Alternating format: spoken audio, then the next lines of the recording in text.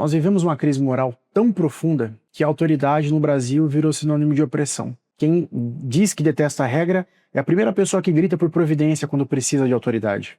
Isso não é liberdade, isso é demagogia. Numa sociedade onde ninguém respeita nada, manda quem grita mais alto ou quem manipula melhor. Eu sou o Thiago Dias, casado, pai, empresário, líder institucional. Aqui no canal a gente fala sobre liderança, desenvolvimento pessoal, sobre política e filosofia, de uma forma bem pragmática, objetiva, para entregar para você ações práticas, para te ajudar a construir o seu novo você. Sempre pautado na tríade tradição, conhecimento e ação. Tradição que nos mantém, o conhecimento que nos ilumina e a ação que constrói resultados. Bem-vindo. Primeiro vamos nivelar aqui o entendimento. Quando eu me referi à autoridade ou regras, eu estou falando de leis, de normas, do código cultural e social, do código moral de uma sociedade, nesse caso, a sociedade brasileira. Eu estou falando dos valores tradicionais, basicamente, que mantiveram a sociedade ocidental até aqui, mas que já tem algum tempo que estão sendo atacados e estão sendo destruídos. A autoridade não é abuso, ela é uma função. A regra não é pressão. Um regramento é a infraestrutura invisível que mantém o convívio social. Então, leis e regras são aquilo que impedem os piores de mandar. Ou o pior no sentido moral, intelectual, cultural, econômico, financeiro. Quando regra vira uma ofensa, aí começa a negociação emocional. E em toda negociação emocional sempre ganha quem grita mais alto. Sem padrão, sem limites, a nossa vida vira um debate de gente sem freio. O Brasil hoje ele não sofre por falta de liberdade, ele sofre com excesso de indisciplina. O fato é que todo mundo só quer direitos, mas ninguém quer deveres. Todo mundo quer ser beneficiado, mas ninguém quer assumir compromisso, ninguém quer ter limites. Uma pesquisadora chamada Michelle Gelfand, ela propôs uma pesquisa, apresentou os resultados, onde ela compara, num eixo bem simples, dois estilos diferentes de sociedades. As sociedades tight, as sociedades loose. As tights são aquelas com regras mais definidas, onde se cobra mais as normas, onde a tolerância ao desvio a essas normas é muito pequena, em face das sociedades loose, onde as regras não são tão cobradas, não são tão cumpridas, e esses pequenos desvios não são vistos como graves, se encara com mais normalidade. Só que, quanto mais a gente tolera, mais o desvio vira rotina, mais aquilo que deveria ser uma exceção se torna a regra. E aí quando você vai cobrar alguém por esse desvio, a pessoa não aceita ser cobrada. Essa cobrança se torna uma agressão, se torna uma opressão. A tradução prática disso é, se o ambiente não pune pequeno desvio, ele educa a população a desviar, a abusar, a cometer o delito. E aí, na somatória da sociedade, com a maioria dos indivíduos assim, a gente sabe aquilo que dá, a gente sabe o resultado. É olhar para o nosso lado e enxergar o país em que a gente vive. A boa convivência, uma sociedade bem estruturada, ela depende de previsibilidade. Previsibilidade de comportamentos. Se eu fizer isso, me acontece tal coisa. Se eu passar do limite e fizer aquilo, eu vou ser punido de tal forma. Quando você não tem essa previsibilidade, quando a confiança cai, cada um vira defensor do seu próprio interesse. Cada um vira juiz do seu próprio caso. E aí você tem os abusos em série, os abusos em massa. Trazendo algumas referências aí filosóficas, a gente tem John Locke, né, economista e filósofo liberal. Ele tem uma frase que diz, sem lei não tem liberdade. Where there is no law, there is no freedom. Um outro filósofo, o Hobbes, Thomas Hobbes, ele diz que sem regra comum, cada um vira juiz do seu próprio caso. Cada um vai defender o seu umbigo, cada um vai olhar só para o seu umbigo. Se você não tem uma regra que determina até onde eu posso ir, aquilo que eu posso fazer, meu amigo, eu quero que se dane o resto. Eu vou defender aquilo que me beneficia. O outro que se lasque, o outro que se dane. E aí você vai acabar sendo vítima disso, por quê? Porque quando alguém mais forte, mais poderoso que você fizer isso com você, você vai sofrer. Mas e às vezes em que você também fez isso com alguém mais fraco do que você? E por fim, Aristóteles dizia que a lei é a razão sem apetite, e que sem ela, quem manda é o desejo. É exatamente isso. A lei, ela tira as coisas do campo emocional e coloca no campo racional. Ela é o ordenamento, ela é a letra fria da lei, é o que determina o bom curso da convivência, o bom curso da sociedade convivendo entre si, de pessoas tão diferentes se interagindo ali no mesmo ambiente. Para aqueles que cobram liberdade, primeiro ela exige autodisciplina, primeiro ela exige o autocontrole. Liberdade sem isso vira libertinagem, porque você acha que você pode tudo, você acha que você é livre para fazer aquilo que você quiser, mas você não é, meu querido. A tua liberdade, pensa nela como uma redoma, e a partir do momento em que você chega na parede dessa redoma, você está tocando a liberdade do outro. A partir do momento que você fura isso, você já está agredindo a liberdade do seu vizinho, agredindo a liberdade do teu colega ali do lado. Tem muita gente que diz que não aceita ter liberdade tolhida, mas na verdade esse cara não quer liberdade. Ele quer imunidade, ele quer impunidade para tudo aquilo que ele faz. Ele acha que ele pode fazer tudo sem limite, mas ele não aceita ser colocado nessa redoma do limite. E aí esse cara é um anarquista, ele não é um cidadão. Aí eu quero trazer para você aqui alguns sinais muito claros do colapso moral e cultural que a gente está vivendo. O primeiro sinal claro dessa decadência nossa está na família. Ou em algum, e eu não vou falar aqui de família tradicional versus não, eu estou dizendo na dinâmica familiar e na dinâmica da educação dos nossos filhos hoje em dia. Família não é assembleia. Criança não tem que ter o mesmo direito de voz ou o mesmo peso para negociar com você. Se você é um pai, se você é uma mãe, independente da formação familiar que você tenha, a criança principalmente tem que entender que você como pai, você está muito acima e que esse gap, ele é inegociável. Você nunca pode se colocar nessa mesma situação do que o seu filho, nesse mesmo nível de autoridade. Só que hoje em dia, limite virou trauma, frustração virou opressão, virou violência. Para com isso, gente. Vamos deixar de ser besta. Você tem sim que ter um diálogo de confiança, construir uma ponte com seus filhos, mas ele não pode enxergar você como um amigo, assim como ele tem na escola, assim como ele tem na rua. Você é pai. Você sempre vai ter a autoridade, a força que um pai deve ter dentro de casa. Criança precisa de segurança.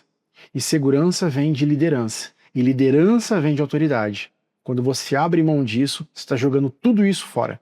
E aí a gente entra no outro ponto. Hoje em dia os pais que querem terceirizar a educação dos seus filhos para a tela, para a escola, para a rua. Se você não consegue, mesmo sem abrir mão dessa autoridade, dessa hierarquia, mas se você não consegue estabelecer essa ponte com seus filhos, ele vai procurar isso na internet, ele vai procurar isso na escola, e a escola não tem o dever de educar o seu filho, ela tem o dever de dar a formação, e pior, ele vai buscar isso na rua. E na rua, quem chega para abraçar essas crianças, normalmente não são boas pessoas. E a gente sabe, infelizmente, onde isso vai dar. O segundo sinal, claro, é na escola. A escola, ela só acolhe esses filhos que a sociedade cria. Então você junta ali um bando de criança sem limite, sem noção de autoridade, sem respeito e hierarquia. E aí você acha que elas vão respeitar o professor? Você acha que o professor hoje em dia consegue ter alguma autoridade frente a essas crianças? Tanto de caso de agressão, tanto de caso de assassinato de professores. Gente, que mundo que a gente vive. Antigamente eu olhava para um professor, eu via um professor em cima de um pedestal. Depois dos meus pais, e eu tento passar isso para o meu filho, o professor é a maior autoridade na vida dele. O que o professor falar é lei para ele. Assim tem que ser. Porque se essa criança ela não tem essa noção desde cedo dentro da sala de aula, se ela acha que ela pode tudo, que ela pode responder, que ela pode agredir, que ela pode ofender, meu Deus, é claro que essa criança vai ter problema de convivência na sociedade quando ela se tornar um adolescente ou se tornar um adulto. Mas aí a gente também tem que fazer análise do problema da comoditização e da comercialização da educação, onde muitas vezes a escola também não permite que o professor imponha essa autoridade dentro de sala para não perder receita, porque os pais fracos vão tirar esse aluno indisciplinado, esse aluno desrespeitoso da escola, quando um professor for chamar a atenção, quando um professor for cobrar uma conduta adequada à sala de aula. Hoje em dia os pais não educam, mas também não querem que outros imponham os limites que eles não impõem aos seus filhos. O terceiro sinal é na relação de trabalho, são nas empresas. Funcionários que não cumprem horário, funcionários que não cumprem o código de conduta, funcionários que não cumprem os processos. E aí o chefe, o líder vai cobrar, a cobrança é opressão. Você vai pressionar para entregar a meta, essa cobrança é pressão exacerbada. Eu fico puto da vida quando eu tenho que fazer uma consulta ao contador, ao advogado, dizendo que eu quero tomar uma atitude tal em relação ao funcionário, vem uma resposta de que não, Que é melhor você conversar, é melhor você tentar se entender no diálogo. Eu já tentei isso antes, o cara continua reincidente no erro ali, ele continua cometendo as mesmas falhas e eu não posso tomar uma atitude mais enérgica. Que merda de sociedade que é essa? Onde eu não posso cobrar alguém que eu estou pagando para entregar um resultado? Você tem um ambiente em que o direito é um prêmio, mas o dever é uma humilhação. Vamos parar com isso, gente, vamos ser adultos. E por fim, o quarto sinal, e esse é o mais claro de todos, é a convivência pública, é a convivência nos espaços comuns. É no trânsito, é na fila, sabe? Todo mundo quer ser mais esperto, todo mundo quer passar na frente. Placa vira enfeite, lei vira questão de interpretação. Tudo cai no relativismo. Se me serve, ok. Mas se não me serve, eu posso interpretar isso de uma maneira diferente. As situações sempre têm dois pesos e duas medidas. Isso é muito ruim para a sociedade. O mecanismo que está por trás disso para justificar esse momento triste em que a gente vive como sociedade é que a indisciplina ela recompensa o curto prazo. Eu disse lá atrás, o brasileiro, o país, ele não sofre por falta de liberdade, ele sofre pelo excesso de indisciplina. Só que a indisciplina ela é recompensada no curto prazo. Eu cometer esse pequeno desvio me dá algo agora, mas lá na frente você paga. Lá na frente você paga com tempo, com dinheiro, você paga com a tua moral. O problema é que o pequeno abuso raramente é punido. Aí ele vira um hábito. O hábito vira cultura e a cultura vira o destino. E nós hoje estamos colhendo esse destino que tem sido plantado aí há 30, 40 anos.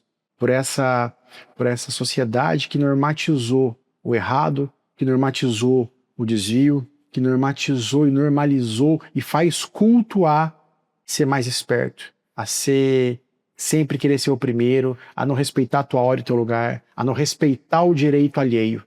E qual que é a solução para isso? Esse país tem jeito ainda? Não é um Messias, não é um Salvador, não é um político, não é um líder nacional. É você. O antídoto é você. A solução é você. A partir do momento em que você assume a sua responsabilidade como indivíduo, como cidadão, dentro da sua casa, dentro da sua empresa, no seu ambiente de convivência com as outras pessoas, e você passa a zelar pelos seus limites, e você cuidar desses limites, vive de uma maneira a andar dentro do seu círculo ali sem ferir o do outro, sem passar por cima do direito do outro, se todo mundo começar a fazer assim, é óbvio que o resultado vai escalar e que a sociedade vai melhorar. Mas é um problema de autoconsciência, é um problema de querer fazer o certo. E a gente sabe o quanto isso é difícil. Então a responsabilidade local, essa responsabilidade individual, ela é a chave para tudo isso. Quando você começa a controlar a tua casa, a tua empresa e a sua conduta, a gente passa a colher os resultados benéficos disso. Claro que é muito mais complexo, que passa pelo caminho da educação, que passa pelo caminho da justiça para punir quem erra. A gente olha para o nosso governo, a gente olha para as nossas instituições e sabe que eles são os primeiros a fazer o errado, a cometer o delito, a cometer o desvio. Só que se a gente for reflexo deles, a gente não vai melhorar nunca. Então a gente, como indivíduo, tem que assumir esse papel, essa responsabilidade. Então autoridade, regras.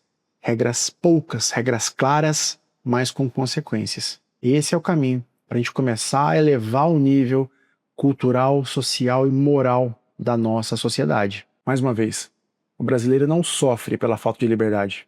Ele sofre pela falta de maturidade, pela autorresponsabilidade, pela autodisciplina que ele tem que ter para ser um bom cidadão, para andar em cima da linha, para cumprir os seus deveres e depois exigir os seus direitos. Lembre disso, a sua bolha, a sua redoma.